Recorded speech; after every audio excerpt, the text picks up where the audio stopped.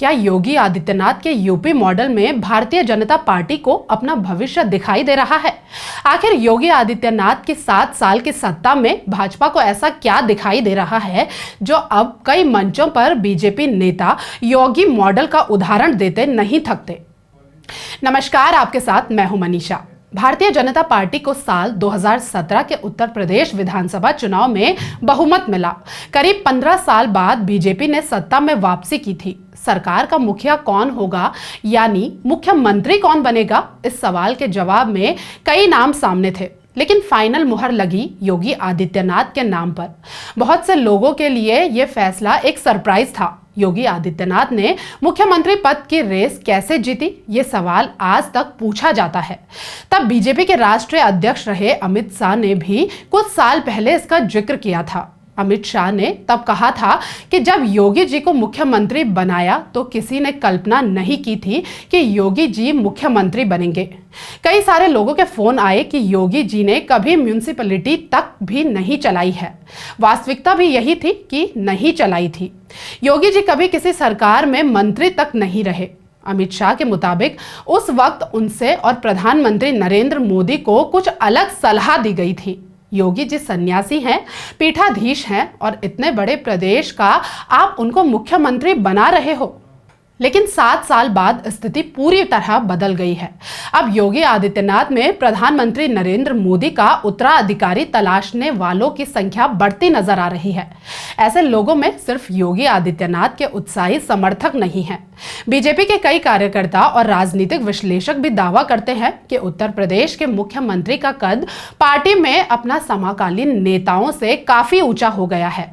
Bharatiya Janata party की राजनीति पर वर्षों से करीबी नजर रखने वाले वरिष्ठ पत्रकार राधिका रामाशेषन कहती हैं, दिल्ली में अक्सर हमें दोनों का पोस्टर देखने को मिलता है, योगी और मोदी। योगी जी का स्टेटस पार्टी में दूसरे नंबर का हो गया है। उन्होंने सबको पीछे छोड़ दिया है। ऐसे में यह भी सवाल उठता है कि क्या योगी आदित्यनाथ को अब नरेंद्र मोदी की जरूरत नहीं है? इस सवाल का जवाब कई बातों से भी मिलता दिखाई देता है।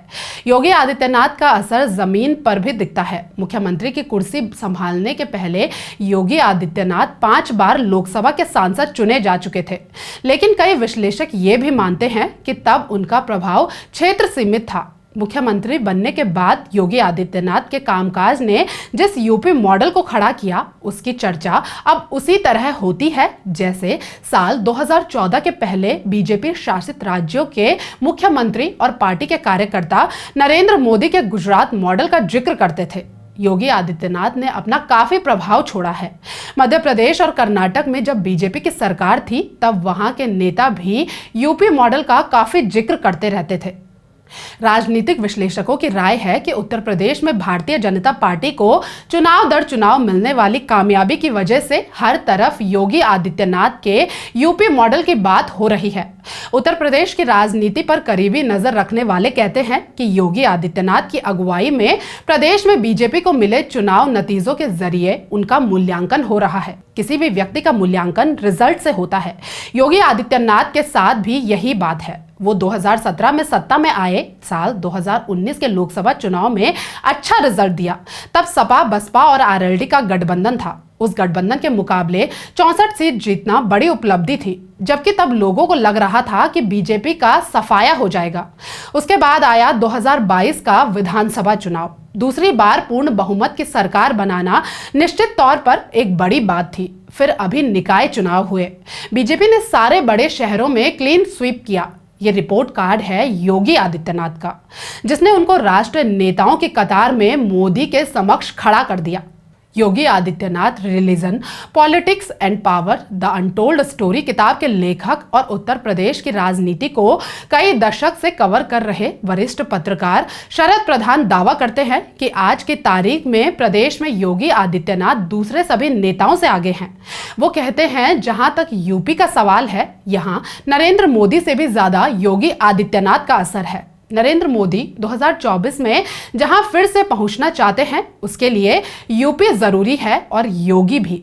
इसमें कोई शक नहीं है कि योगी आदित्यनाथ ने अपने आप को जिस तरह से आगे बढ़ाया है, वो काबिले तारीफ है। योगी आदित्यनाथ और यूपी मॉडल एक दूसरे के पर्याय बन चुके हैं, लेकिन यूपी मॉडल है क्या? योगी जी का यूपी मॉडल है कानून व्यवस्था और विकास, साथ में हिंदुत्व का तड़का, यानी हिंदुत्व के तड़के के साथ विकास और कानून व्यवस्था पर फोकस करना। नरेंद्र मोदी के गुजरात मॉडल की ही तरह योगी आदित्यनाथ के यूपी मॉडल में भी सबसे मुख्य बात हिंदुत्व है। जैसे गुजरात मॉडल का मेन फीचर विकास, इंफ्रास्ट्रक्चर और आर्थिक उन्नति थी, तो यहाँ यूपी मॉडल में कानून व्यवस्था मुख्य स्तंभ है। विकास के बाद उसके बाद आती है कानून व्यवस्था। के मामले में योगी ने काफी प्रभाव छोड़ा है। मध्य प्रदेश और कर्नाटक भी यूपी मॉडल का काफी जिक्र कर रहे थे। वो कह रहे थे कि कोई कानून हाथ में ले या उल्लंघन करे तो एक ही उपाय है, बुलडोजर चलाना। बुलडोजर योगी आदित्यनाथ की सरकार का एक सिंबल बन गया है। हालांकि योगी आदित्यनाथ के इस यूपी मॉडल को लेकर आलोचक लगातार सवाल उठाते रहे हैं। योगी आदित्यनाथ की अभी मेन यूएसपी क्या है जिसे दूसरे लोग भी कॉपी कर रहे हैं? खासकर बीजेपी शासित राज्य, चाहे मध्य प्रदेश हो या असम वाले मुख्यमंत्री, किसी ने कुछ गड़बड़ की, भले ही वो प्रूफ नहीं हुआ हो, केस चल रहा हो, ये कहते हैं कि उसे बुलडोजर कर दो। बाकायदा ऐसी भाषा बोलते हैं, ये कानून के मुताबिक नहीं है। अगर आप देश के कानून को ताक पर रखकर अपना कानून चलाएंगे तो कुछ दिन तो अच्छा लगेगा, लेकिन जब गाज आम आदमी पर गिरने लगेगी तो फिर लोग इस पर भी सवाल उठाने शुरू करेंगे। योगी आदित्यनाथ ने अपना एक प्रोफाइल बना लिया है कि भाई ये है सॉलिड आदमी, ये तुरंत तय करता है। योगी आदित्यनाथ ने प्रचार के जरिए तरक्की की है, मोदी का मॉडल फॉलो किया है। वरिष्ठ पत्रकार राजेंद्र सिंह कहते हैं कि आलोचक भले ही कुछ भी कहें, योगी आदित्यनाथ का मॉडल एक खास तरह से ही काम करता है। राधिका रामाशेषन कहती हैं कि योगी आदित्यनाथ के यूपी मॉडल में एक और खास बात है जो बीजेपी शासित किसी और राज्य में दिखाई नहीं देती, और वो है कि योगी आदित्यनाथ अन्य बीजेपी नेताओं की तरह केंद्र की हर बात आंख मूंदकर नहीं मानते। 2017 में मुख्यमंत्री पद के लिए मोदी जी की पहली पसंद मनोज सिन्हा माने जाते थे। केशव प्रसाद मौर्य जैसे कुछ और नाम चल रहे थे, लेकिन अंत में योगी सबसे बड़े नेता के रूप में उभरे। नोट करने वाली बात है कि पिछले दिन से उन्होंने ये सिग्नल भेजा कि वो दिल्ली से निर्देश और आदेश नहीं लेने वाले हैं। वो खुद अपने तौर पर ही राज्य चलाएंगे, भले ही ये दिल्ली को पसंद ना आया हो। कई ऐसे उदाहरण हैं जब दिल्ली और लखनऊ के बीच में टेंशन हुई है। उसका नजारा इस बात से दिखाई देता है जब अरविंद शर्मा गुजरात में मोदी जी के पसंदीदा अधिकारी थे। उन्होंने इस्तीफा दिया और उन्हें एमएलसी बनाया गया। बहुत प्रयास हुआ कि 2022 विधानसभा चुनाव के पहले उन्हें मंत्री बनाया जाए। खबर यहां तक आई कि उनके लिए एक बंगला भी कालिदास मार्ग पर देखा गया था, लेकिन योगी जी अड़े रहे और उन्हें अपने मंत्रिमंडल में नहीं लिया। अभी वो मंत्री हैं, लेकिन उनकी ज्यादा चर्चा नहीं है। केशव प्रसाद मौर्य को भी समानांतर खड़ा करने का प्रयास हुआ, लेकिन वो भी सफल नहीं हो पाए हैं। वरिष्ठ पत्रकार शरद प्रधान दावा करते हैं कि योगी आदित्यनाथ ने आज ऐसी पोजीशनिंग कर ली है कि वो अपनी ही पार्टी में कई लोगों की आंख का कांटा बन गए हैं। राजनीतिक विश्लेषकों का कहना है कि योगी आदित्यनाथ के मॉडल में एक और बात है जो उन्हें मौजूदा दौर के दूसरे नेताओं से अलग करती है। योगी आदित्यनाथ के आलोचक उन्हें एक खास जाति का समर्थक बताते हैं, लेकिन यह आरोप का उनके राजनीतिक ग्राफ पर असर होता नहीं दिखता। इसकी वजह है उनका भगवा परिधान। वो गोरक्षनाथ पीठ के पीठाधीश्वर हैं। वो भले ही सवर्ण हैं, लेकिन उस पीठ की फॉलोइंग पिछड़ों में काफी है।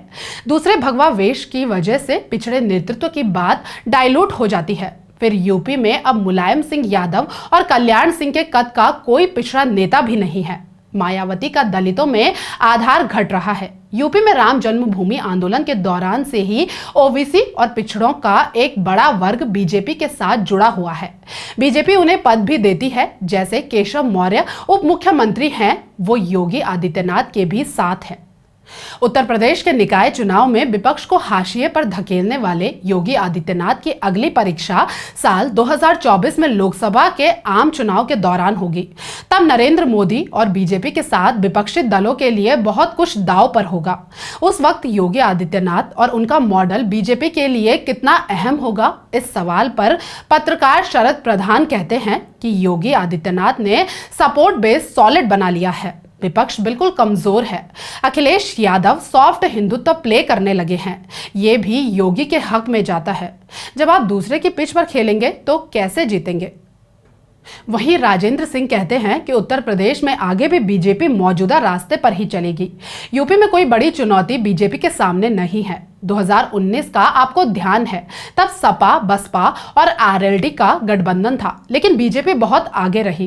राजेंद्र सिंह कहते हैं सरकार बनी तो मोदी पीएम होंगे। योगी आदित्यनाथ भी उनका गुणगान करते हैं। जब कभी मोदी हटेंगे तब सवाल भले उठ सकता है। यूपी के अंदर विधानसभा में योगी नंबर 1 है। योगी आदित्यनाथ अगर अपना दावा पेश भी करते हैं तो किन परिस्थितियों में करेंगे, ये देखना होगा। योगी आदित्यनाथ अभी सिर्फ 51 साल के हैं और ये उनका एडवांटेज है। आपके इस पर क्या राय है, हमें कमेंट बॉक्स में जरूर बताएं। बाकी देश के असल मुद्दों और पर्दे के पीछे चल रही राजनीति के खेल से जुड़ी सभी खबरों के लिए आप हमें YouTube पर सब्सक्राइब करें। DSR अनकट के फेसबुक पेज पर जाकर भी आप हमें फॉलो कर सकते हैं। नमस्कार।